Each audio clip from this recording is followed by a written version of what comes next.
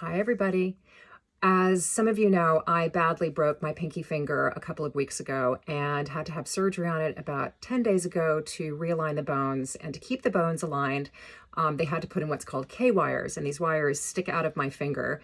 And I have to be in a splint for about another 4 weeks.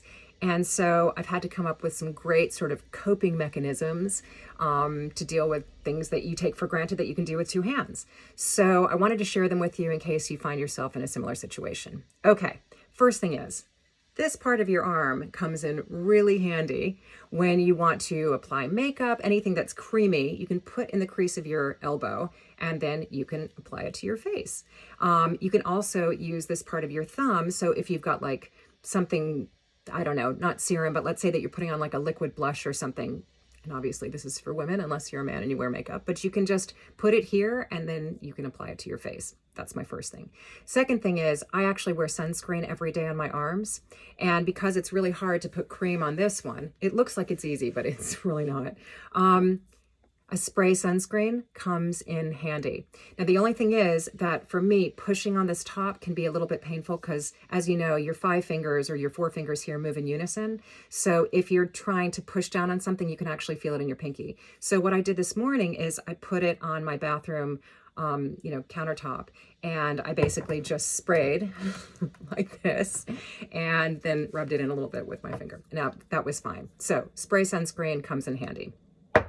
Another thing that comes in handy, if your hospital doesn't give you one, and obviously you can use a plastic bag, but this is really great. So this is just a plastic bag that either you can put over a plaster on your leg, or obviously I use this over my hand.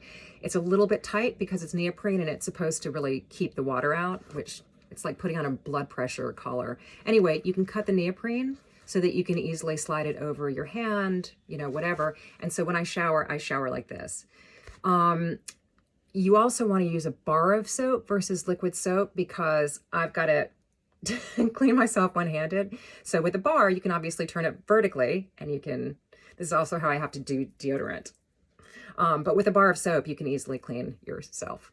And also what I'll do is I'll actually put my, my face wash on here and then just sort of take it off and wash my face. Okay, and speaking of washing your face, a washcloth, or in this case, a microfiber cloth, comes in real handy. And you can also use this to clean. But basically what I do is I wet my face first, and then, because wetting your face with one hand, you can totally do that. I mean, I'm not saying that there are things you can't do, but it's a little bit more convenient to just get something like this really wet. And then I put my cleanser here, I pick up my cleanser, I wash my face, and then I obviously use this to get the soap off. Okay, that's great. Okay, tying your hair back. That can actually be painful as well. These come in handy because you can really stretch them out. So, because the thing is like when you're, any kind of movement that you do that requires, 5 fingers, or at least, these fingers, can be a little bit painful. So if you've got something that's, I've got thick hair, but if you've got something that's more pliable, then it's a little bit easier to put in. So that's it. Those are my tips for you should you find yourself in this horrendous and avoidable situation that I am in.